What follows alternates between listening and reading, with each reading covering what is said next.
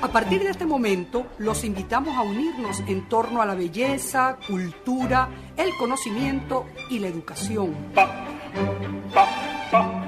Un minuto con las artes. La Academia en tu Radio, con Susana Benco, Humberto Ortiz, Álvaro Mata y Rafael Castillo Zapata. Por Capital 710, tu radio. Buenos días, amigos de Radio Capital 710 AM. Bienvenidos una vez más a su programa Un Minuto con las Artes, la Academia en tu Radio. Esta mañana estaremos acompañándoles con inmenso placer Nelson Rojas en el control, edición y montaje, Jorge Duque en la producción y coordinación de la estación, y frente al micrófono Susana Benco, Humberto Ortiz, Rafael Castillo Zapata y Álvaro Mata, todos bajo la dirección de Radamés Pepe Lebrón. Saludos, estimada audiencia, y saludos, queridos profesores. ¿Cómo va su vida?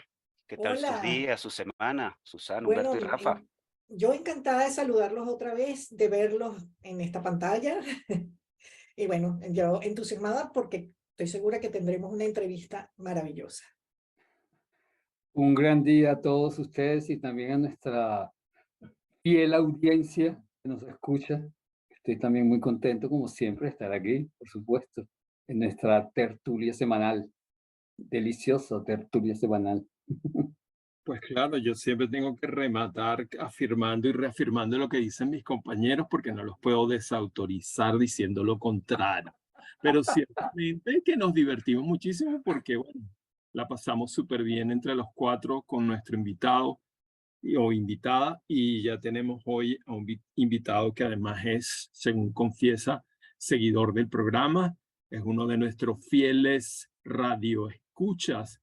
Por lo tanto, en cualquier momento le toca a alguno de ustedes también salir por aquí, así que no se descuiden, que en cualquier momento reciben la llamada de Álvaro Mata para invitarlos a ser entrevistados.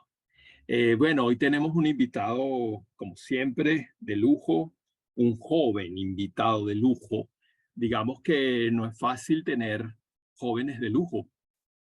Digamos, tenemos siempre a gente madura con una carrera y que, bueno, el lujo se cimenta sobre esa base de un trabajo continuado en el tiempo.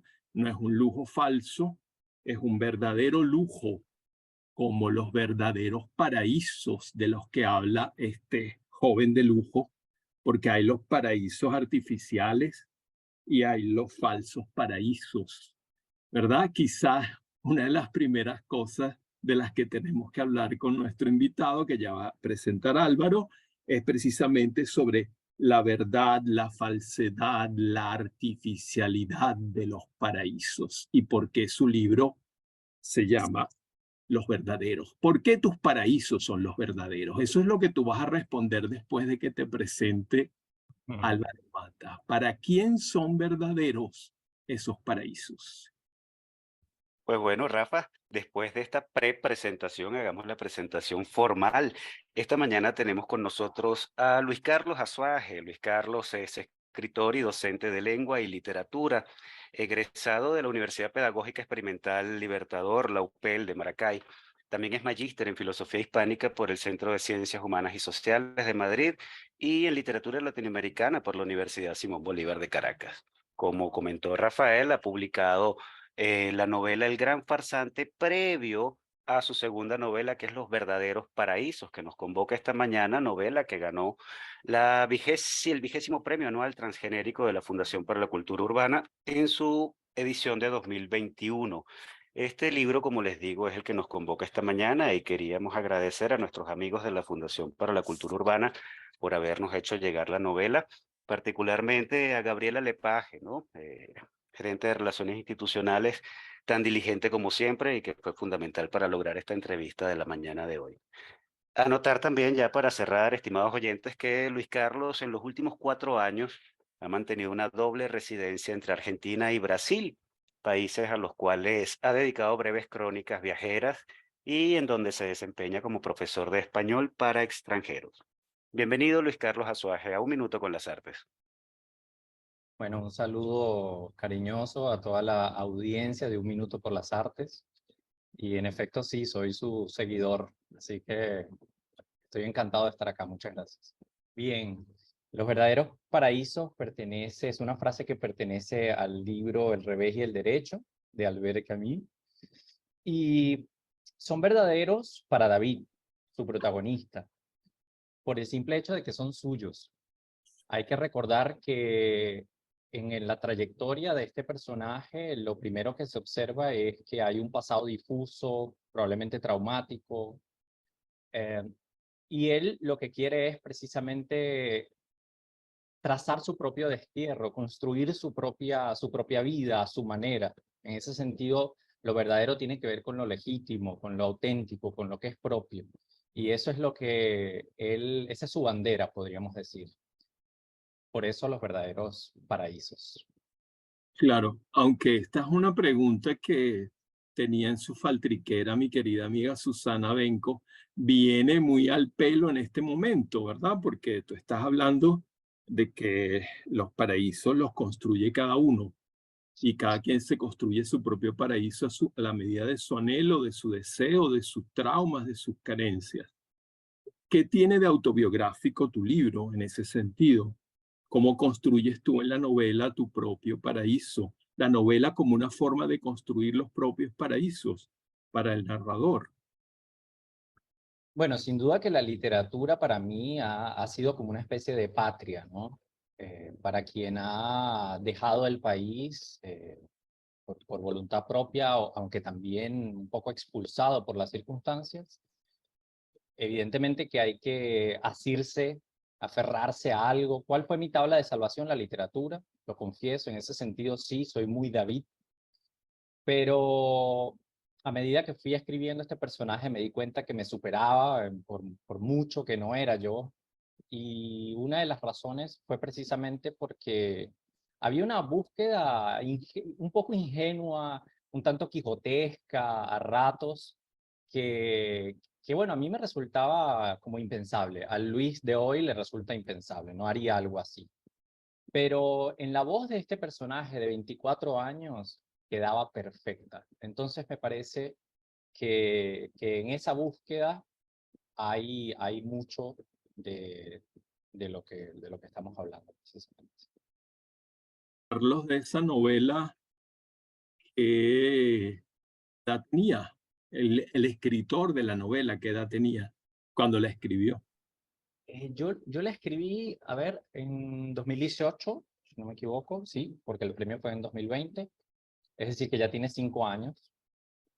La cosa comenzó con una crónica, Rafael, que, a ver, yo fui invitado a la ciudad de Iguape, donde está ambientada la novela, por un amigo.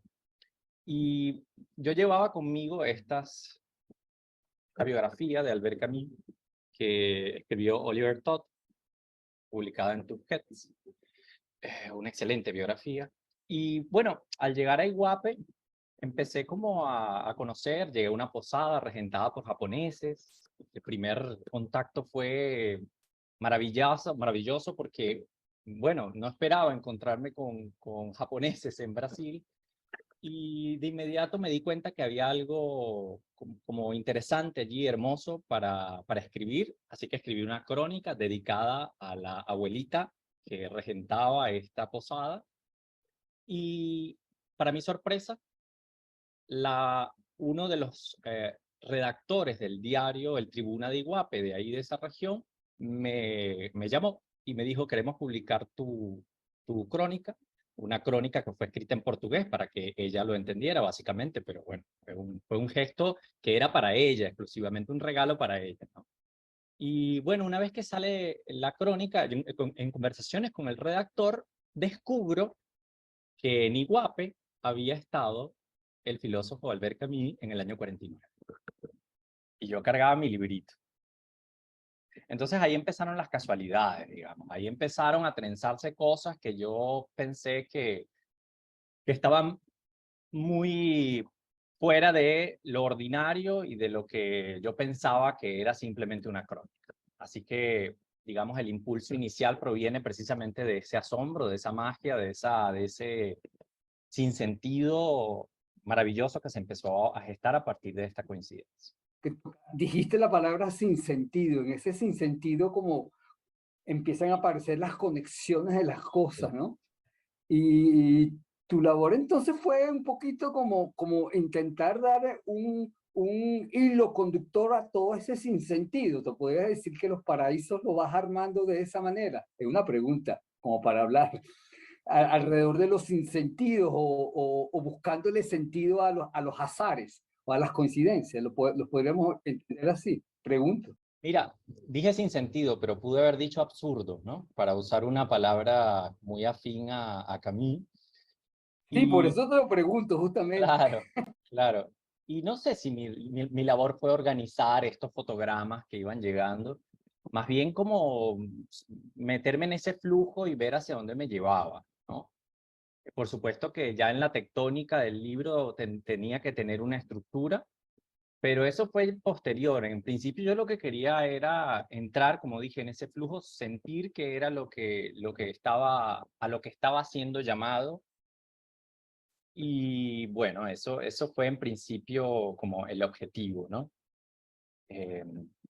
Es absurdo y al mismo tiempo encantador, y es precisamente allí, en ese no saber de la existencia, por qué vinimos, por qué nos encerraron en este cuerpo, con estas voces en esta cabeza, quién nos preguntó, sin ningún sentido, hacia dónde vamos, sin saber hacia dónde vamos, y sin embargo, para parafrasear a Camus, nos queda como la dignidad de hacernos cargo de ese absurdo, ¿no? De decir, bueno, esto es mío, vamos a ver qué hago con esto, qué puedo construir con esto. Y en ese sentido creo que la metáfora del absurdo me fue muy cercana desde el principio. Yo siento a ratos que estuve interactuando, que estuve haciendo como una especie de diálogo, ¿no? De diálogo con la obra de Camus, la literaria, pero también con su pensamiento. Y en cierto modo con su vida, ¿no? Originalmente lo que quería era hacer como una especie de alegoría al estilo El extranjero. Cuando vi que el sentimiento de extranjeridad era lo que estaba en el centro, ¿no? En el corazón de esta situación, y sabiendo además que uno de los textos que siempre tuve a la mano como muy presentes es ese cuento de Gabriel García Márquez, El ahogado más hermoso del mundo, ¿no? Como todos estos personajes de este pueblo pequeñito, al ver el cadáver, empiezan a proyectar sus cosas, empiezan a proyectar sus deseos, sus fantasías. Hubo una del pueblo que le dice, no sé si recuerdan este cuentito, que le dice: ese cadáver tiene una cara de llamarse Esteban. O sea, hasta le ponen un nombre. Y fue algo que me sucedió en la posada. Yo era literalmente el argentino. Así que, en ese sentido, Rafael, de allí proviene esa primera clave de lectura que sí es completamente autobiográfica. Porque las referencias que ellos tenían de las personas que hablaban español eran exclusivamente argentinos. ¿Okay? Todo el que hablaba español había que reducirlo a ese microespacio que era la argentinidad, y por ende les extrañaba que yo no supiera de mate, ni de tangos, ni de nada, sino de salsa o de otras cosas. Pero bueno, allí hay algunas claves de lectura para entender el absurdo, Humberto, y de dónde se origina todo esto.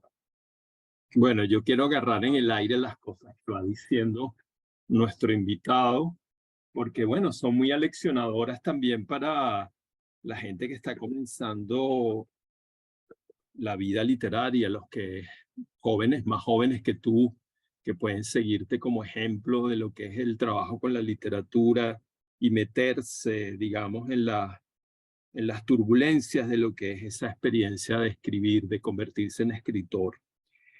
Tú has puesto en evidencia que un escritor se hace leyendo, fundamentalmente, y eso es bueno que lo sepan las buenas nuevas generaciones, que la literatura siempre desde sus orígenes es, como yo digo, palincestuosa, es decir, comete incestos con sus padres, ¿verdad? Y en este caso ahí está Camus es todo el tiempo, acabas de nombrar a García Márquez, es decir, tú estás rodeado de un pequeño panteón familiar a partir del cual construyes tu propia voz, y eso es muy importante. Y tú hablaste también de vocación, aunque no empleaste la palabra vocación, empleaste cómo te dejaste envolver por el llamado de esa anécdota y de esa situación que te encontraste en la pensión de Iguape y que eso detonó cosas que tú tenías acumuladas y además la coincidencia con la biografía de Camus, de Todd, disparó una cantidad de cosas a las que tú dijiste claramente, una cantidad de cosas que te deja, a las que te deja, o con las que te dejaste llevar, o por las que te dejaste llevar. Es decir, eso nos invita a pensar un poco y para que tú reflexiones para los futuros escritores también, cómo surge una novela. Bueno, tú hablaste también de la crónica previa, que es como un primer estrato de ese relato, y cómo la crónica expandida se convierte en novela. Es decir, como la idea clásica de los formalistas rusos que decían que el relato fundamental es una oración, sujeto y predicado, ¿verdad? Y ese es el primer relato. Y bueno, todas las expansiones posibles de predicaciones infinitas que se pueden hacer sobre un sujeto y un verbo, con complementos de todo tipo, ¿verdad? Adjetivos y demás. Tú puedes hacer una novela, tú puedes escribir a partir de una frase, En busca del tiempo perdido en 7 tomos, o cualquier otra gran novela, ¿verdad? Entonces, un poco hablar de ese dejarse llevar, pero ese dejarse llevar no es el dejarse llevar del espontáneo que de pronto, ay, se le viene una idea a la cabeza y empieza a escribir. O sea, es dejarse llevar por alguien que sabe navegar ya o tiene experiencia de navegación en la literatura, con el lenguaje. No es que cualquier improvisado puede ponerse a escribir cuentos y de pronto, ay, ya quiere llevar al concurso los cuentos, ya quiere que lo publiquen inclusive, hacer fila para que lo publiquen porque él escribió unos cuenticos o unos poemitas y por eso estamos llenos de, bueno, ya sabemos de qué, ¿verdad? Porque no hay la vocación es un llamado, pero se construye. No es que, ay, he sido llamado por esta pasión, déjame entregarme a ella. Déjame fluir con ella. No, señor, si usted no tiene con qué apoyarse, usted no fluye, sino que se lo lleva a la corriente. Un poquito de eso, hoy me puse pedagógico y bueno, ayúdame, tú eres profesor también de idiomas y cuando uno enseña lengua es inevitable que enseñe ética y que enseñe poética. Así Sí, que dale. justamente, yo quería como nada más un puntico de sal a lo que está planteando Rafael, que también me pone la cabeza a mí, ¿no? Eso de dejarse llevar. Y hablábamos antes de el absurdo, el sinsentido y dejarse llevar por las cosas que van cayendo y vas armando. Claro, eso, como dice Rafael, sugiere Rafael, ahí empieza la navegación del escritor y del artista, pienso yo. Estoy completamente de acuerdo con eso. Vamos a navegar pues, y hay que saber navegar. Ahora, esa manera de saber navegar va a marcar justamente una poética, un decir. Es muy distinto el absurdo de Beckett que el absurdo de Camus, por ejemplo, que son más o menos de la misma época. Yo me leo cómo es de Beckett y es muy distinto a una novela de Camus. Entonces, justamente ahí, eso arma la manera de navegar a una poética. En tu novela hay un ordenamiento muy preciso, me parece a mí, muy exacto. Todo está como explicado más adelante y la angustia de no saber exactamente, que es lo que más me angustiaba a mí, de dónde es este tipo, de dónde se mantiene hasta el final, ¿no? Claro. Eso está como muy ordenadito, muy Sí. clarito, formado. Nada más te doy esto como un puntito de sal para que hables. Bueno, gracias Humberto por ese elogio. Yo pienso, Rafael y Humberto, en el fluir en el sentido no de improvisar sobre la marcha, ni mucho menos. Al contrario, de hecho, la búsqueda de David es una búsqueda bibliófila porque su autor considera que las obras literarias son un disparo a la biblioteca. O sea, siempre nos demanda, es un diálogo entre autores, pero permanentemente.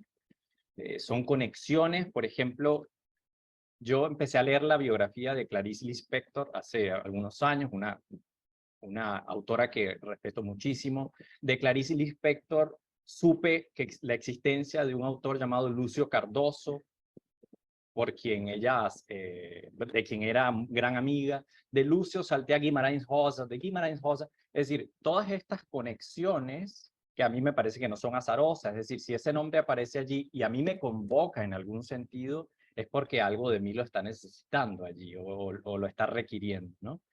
De modo que es intuición la palabra quizá más precisa en el caso de esta novela Los verdaderos paraísos, porque es algo que se entrena, la intuición también. Las lecturas ayudan mucho, pero aprender a escuchar hacia dónde va, qué es lo que está pidiéndote realmente el texto.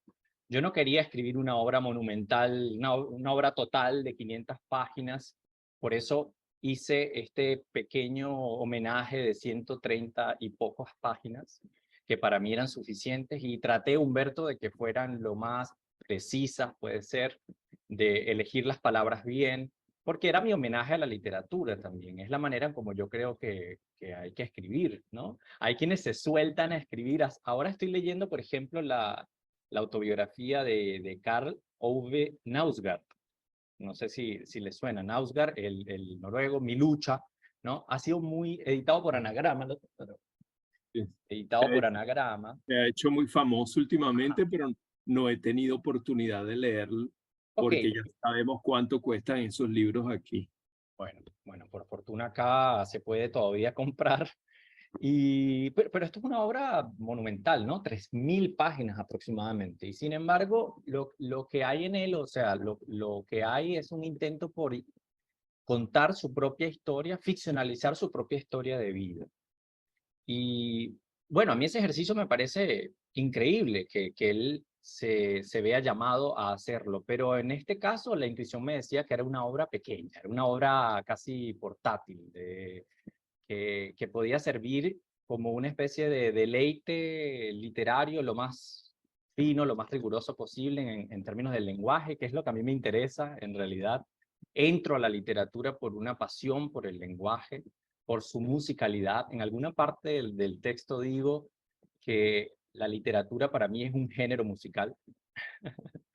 Y probablemente exagero, pero es la sonoridad de las palabras lo que me convocó a la literatura en un primer lugar. Recuerdo muy vívidamente la primera vez que leí a Vicente Gervasi, a mi padre, el inmigrante, aquella venimos de la noche y hacia la noche vamos. Y fue un éxtasis, fue como eso, como un llamado, como esto no puede ser dicho de otro modo, ¿no? En ese sentido, creo que sumergirme en esa musicalidad para mí ha sido central en la literatura, de modo que, bueno, no improvisar, sino seguir la intuición, que es una intuición entrenada y bibliófila. Bueno, Luis Carlos, vamos nosotros a hacer una pausa y sumergirnos en la musicalidad de la música brasileña. Parafraseando un poco a Rafa, vamos a escuchar al gran Caetano Veloso, It's a Long Way, y compromisos comerciales de la emisora, y continuamos en nuestra grata conversación con Luis Carlos Azuaje. Ya regresamos.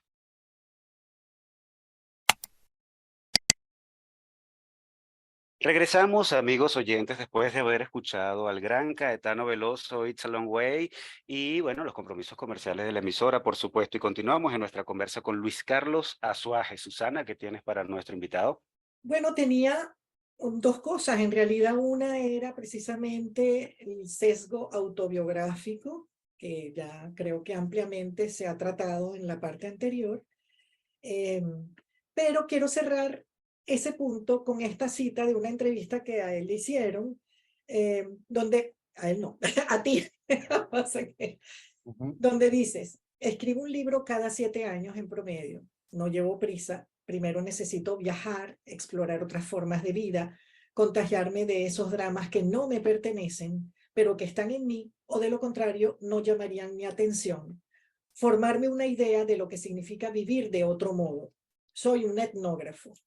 Llevo la oreja pegada a la calle, y esta es la parte que me va interesando. Voy documentando y poetizando la realidad. Es mi manera de ver belleza en los arrabales. Sí. Bueno, no solamente siento un paralelismo con David, el protagonista de la novela, sino que esto me da pie también para hablar sobre esa errancia, vamos a decirlo así, ese salirte de las fuentes. En el caso del personaje, hay como un nomadismo, un desarraigo con el cambio de, bueno, se va a otro contexto, donde hay otro idioma, donde no sabemos, intuimos, en efecto, que viene de un pasado traumático, pero que no logramos del todo definir. Se siente que ese desapego es resultado de un dolor, pero al mismo tiempo, por eso hay una negación hacia esas raíces, en el que, bueno, no se define, en definitiva, cuáles son esas raíces. Por un lado, sabemos que es latino, pero es un desarraigo no solamente porque físicamente hay un desplazamiento de un territorio a otro, hay también un querer afianzarse afectivamente y al mismo tiempo hay un desapego de esas raíces afectivas como de la que él mismo ha creado en su nuevo afecto, en ese nuevo lugar donde él vive, en esa especie bueno, en esa pensión, con la historia amorosa que ocurre allí. Suponemos que va a venir un ciclo de cierre con respecto a eso, pero no. La novela termina, bueno, al morir la anciana que lo acoge, que cree en él, que en cierto modo le da acopio de hogar, y luego él es expulsado por ser un indocumentado. Y entonces, bueno, se retorna a otro desarraigo, otro nuevo nomadismo y otro proceso interno de ser resistente a un nuevo desapego cuando se ha estado creando una serie de afectos en esa estancia brasilera, ¿no? Y entonces aquí viene el término portátil que dijiste antes, que lo veo apropiadísimo. Haces una novela de, digamos, formato pequeño en cuanto a número de páginas, pero en efecto la idea de lo portátil está en todo esto. Sí. Y bueno, no sé si esto es una pregunta o no, pero en todo caso es esa construcción del personaje y de los afectos y bueno, en francés diríamos attachement, no sé cómo decimos en español, el crear raíces afectivas para luego trabajar el desapego. Y esa parte me pareció interesantísimo en la construcción del personaje. Bueno, eso es lo que quería comentar. Y bueno, de todas maneras hay algo de autobiográfico, no sé si en el desapego, pero por lo menos en el proceso metodológico de escritura, sí. Seguro que sí. Bueno, trataré de responderte entonces. Sobre el nomadismo, eso es una política en mi vida. André Gide decía que un artista no debía contar la vida tal y como la había vivido, sino vivirla tal y como iba a contarla. Y en serio, yo lo asumí, tener una forma de vida que fuera afín a mis intereses, a mi deseo, a mis pulsiones. Eso significaba libertad en primer lugar, probablemente nomadismo, conexión con múltiples personas de múltiples orígenes y múltiples lenguas. Yo me siento como en casa en esa forma de vida. No tengo hijos. Vivo con una maleta siempre preparada y me encanta. Tengo bibliotecas en São Paulo, tengo una biblioteca en Maracay, Venezuela, tengo una biblioteca acá en Buenos Aires. Todas van dejando algo de mí y una etapa de mí. En ese sentido, el nomadismo que está presente tiene que ver mucho con esa ética o esa política que yo asumo.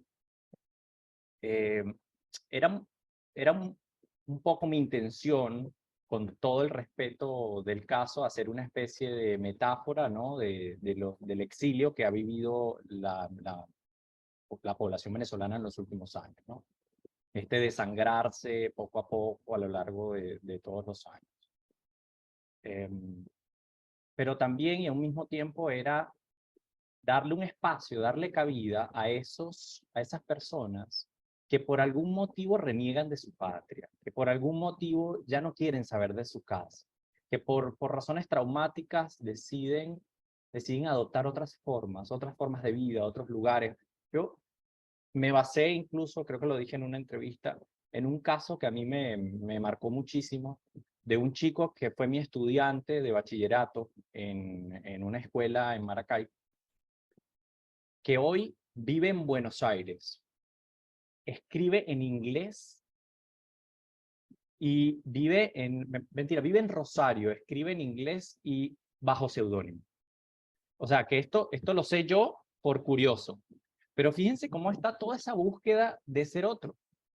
Y en el fondo, quien escribe literatura, para mí, siempre está con la sed del doble, de ser otro, de escuchar esas voces. Yo tengo el síndrome Pessoa.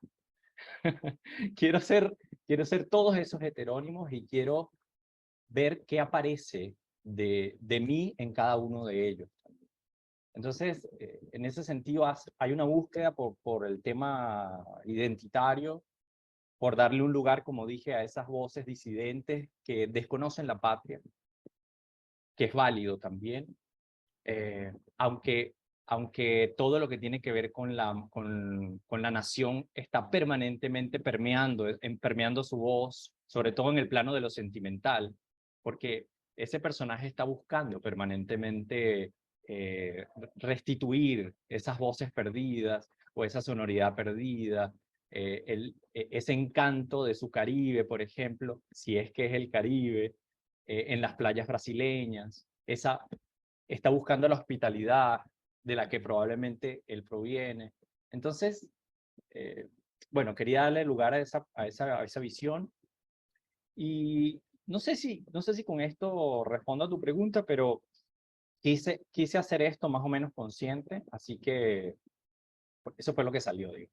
Sí, a mí me gustaría, Luis Carlos, darle un par de puntadas más a eso que estás hablando, pero ya desde el punto de vista del lenguaje o de la batalla con el lenguaje, porque en la novela Los verdaderos paraísos es patente la lucha del personaje y del narrador también con un nuevo lenguaje, con un nuevo idioma, ¿no? Que no maneja y que lo separa del universo que lo rodea. Y esto es un asunto no pequeño si recordamos que la patria del escritor es su lengua, como diría el mismo Pessoa, a quien acabas de citar, y esto ya se ha convertido en una especie de lugar común de la literatura. Asunto no pequeño por eso y también porque esta es una novela que aborda el conflicto de la extranjeridad. Y de esta manera, en el libro leemos algunas reflexiones de este tenor que me permito compartir con la audiencia para ponerla a tono. Dice David: escribo, responde con el verbo, ya no dice sí o no como en su lengua materna. El portugués va introduciendo cambios imperceptibles e inocuos en su forma de hablar. Termino esta cita y una segunda. No es exactamente lo que quiere decir. Tiene la lengua presa entre dos códigos que a veces lo confunden. Ha llegado a escribir en portugués sin notarlo. No podría saber a esta altura cuántos son los préstamos que se han ido introduciendo como nuevas especies en su ecosistema lingüístico, pero sabe que hacen ruido continuamente. Son bestias sonoras. Hasta aquí esta cita. Y bueno, a mí me gustaría que habláramos un poco de ese encuentro lingüístico entre el español y el portugués, dos idiomas en apariencia no tan lejanos, pero que sin duda implican al principio un choque y luego una ósmosis en el hablante. ¿Cómo te mueves en estas aguas? ¿Ya has comenzado a pensar en portugués, no solo en escribir en portugués? ¿Qué le ha Sí, aportado el portugués a tu español y viceversa?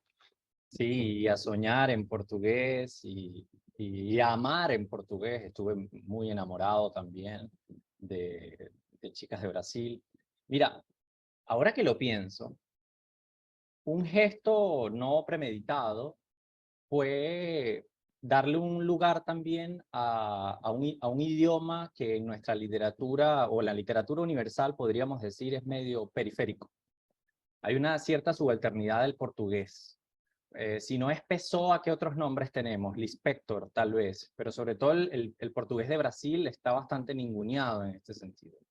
Y yo quería, inconscientemente, como lo digo, darle un lugar a eso en la literatura, en nuestra literatura en español, porque para mí ha sido un encontrarme con un hogar. Para mí el portugués es un hogar, es muy familiar a mí, es como si hubiera estado instalado desde los primeros días en mi vida. Recuerdo que mi madre escuchaba a Gal Costa y desde muy chico yo estuve en contacto con esta música, la música popular brasileña. Pero en cuanto a lo que tiene que ver con el lenguaje propiamente, Álvaro, Grina dijo algo que fue jurado del transgenérico en esa ocasión, en la que yo resulté ganador. Grina dijo que les había costado al jurado determinar de qué nación era, de dónde provenía el autor. Y eso me pareció como el mayor elogio que le podían dar a mi literatura. ¿En qué sentido? En el sentido en que no sé si es una búsqueda por lo neutral, Rafael. Lo neutral medio que también es un poco fantasioso, pensar que existe algo fuera de las variedades. No, más bien estaba pensando en la multiplicidad, en ese deseo que yo siempre he tenido, no sé si proviene de haber leído las traducciones de Poe que hacía Cortázar, o leer las traducciones de Borges o de Octavio Paz, y haber leído tantas voces en la literatura del mundo hispánico tan amplio, que a mí siempre me pareció que era importante restituir todos esos vocablos, aprovechar el amplísimo campo de vocablos que tiene el español en general y no solo en nuestra variedad. Entonces, yo no sé, me parece más encantador decir vereda que decir acera. No hay ningún Calzada. posicionamiento, exacto, causada, que sería, que lo usan en portugués, acausada. No hay ningún posicionamiento consciente en este caso, sino una búsqueda estética. Es decir, me gusta la palabra vereda y ¿por qué no la puedo usar? Y así me he dado cuenta que con el portugués empiezo a buscar palabras que para ellos son de uso cotidiano y para nosotros son antiquísimas, ¿no? Son cosas que, por ejemplo, no usamos. Y así saber que nosotros en Venezuela usamos palabras que nadie usa, tipo gafo. Gafo es una palabra que es muy, muy venezolana. Es decir, no he escuchado en ninguna otra región donde se hable esta palabra o se la use en el cotidiano. ¿Y el Pero adjetivo lindo en portugués? el adjetivo lindo, ¿decís? Sí, Claro. porque en la novela el personaje de David pelea con ese adjetivo que le parece que no dice Que no dice nada, que no hace justicia a lo que al siente. mar. Ujú. Sí. Bueno, ellos lo usan mucho en portugués, muchísimo, ¿no? Coisa mais linda. Está presente en toda su música. Pero en ese contexto en particular me parecía que tenía que ver con que él estaba esperando una respuesta más profunda, no sé, algún sustrato mejor. Bueno, en todo caso, lo del asunto del lenguaje no es un asunto menor. Les cuento una anécdota un poco para cerrar este tema, ¿no? Desde muy, muy joven, adolescente, yo me di cuenta que mi lengua estaba rota, que tenía problemas. Le voy a decir qué tipo de problemas. Mi mamá es periodista y mi papá es profesor universitario. Ellos hablaban en casa una lengua un poco culta, para decirlo de algún modo. Entonces ellos usaban tergiversar naturalmente, usaban abedul, es decir, para mí eso era cotidiano, es decir, no había nada de sorpresa en esas palabras. La sorpresa fue darme cuenta que cuando yo llego al colegio, la gente me miraba raro. Es como, pero tú eres estúpido, ¿por qué hablas así? ¿Qué te Eres pasa? gafo. Tú eres gafo. ¿Entiendes? Y ese primer extrañamiento fue como, pero algo me pasa, hay algo malo en mí, en primer momento, y después de esa, podríamos decir, derrota, proviene mi potencia. La potencia de decir, no, yo creo que el lenguaje es amplísimo y se puede hablar en todos los registros posibles y permeando todas las lenguas posibles, y me encantaría haber podido hacer una obra más experimental que jugase con esa búsqueda en el lenguaje, pero eso se lo dejo a Octavio Armand. Y en verdad que ha sido, yo creo, un tema importante en mi literatura y no quiero dejar de ser el raro. Así que voy a escribir así como creo que debo escribir. ¿Y Maravilloso, Luis Carlos. qué decías de niño, por ejemplo? Danos un ejemplo. No tergiverses las cosas, chico. Claro, En Cosas- vez de decir embustero, decía ¿Y te tergiversador. acuerdas que la gente siempre dice por alguna razón transgiversar? Transgiversar. Dios, no sabía. ¿Sí? Entonces yo iba de nerd y los corregía, no, es tergiversar. Entonces, me miraban como no. Entonces, nada, allí está esa búsqueda permanente por decir de otro modo. Me Inquietud sentía, por el lenguaje. mira, me siento muy raro diciendo poseta en una obra literaria. No puedo usar la palabra poseta. ¿Por qué? No lo sé. Probablemente algún personaje bien venezolano en algún momento lo dirá. Si es Claro. necesario decirlo. Alguno de Cabrujas, sí. Sí, probablemente. Y entiendo que muchos en la literatura venezolana quieran recrear o hacer el esfuerzo por recrear la oralidad, ¿no? Ese juego con la oralidad. De hecho, en algún momento me dediqué a estudiar a los poetas conversacionales. Me interesaba mucho el fenómeno de la oralidad. Leí mucho a Ernesto Cardenal, leí a Antonio Cisneros, leí a Jaime Sabines, al propio Palomares, que tiene un par de poemarios que reproducen sonidos, ¿no?, del habla cotidiana. Entonces, no es un asunto menor, me parece interesante, pero no es el tipo de literatura que yo puedo hacer o que yo Claro. sé hacer. Bueno, Luis Carlos, a nosotros lamentablemente se nos acabó el tiempo en esta conversa. Queríamos agradecerte por habernos acompañado. No, por favor, a ustedes, primero por haber leído la novela con tanta dedicación, eso lo aprecio mucho. Y bueno, por conocernos a través de estos medios, gracias Susana, Álvaro, Humberto, Rafael, y espero verlos pronto. Seguro. Muchísimas gracias a ti. Ojalá sea en casa de Iván García con unas arepas de Ojalá Buenos sea en Aires. casa de Iván.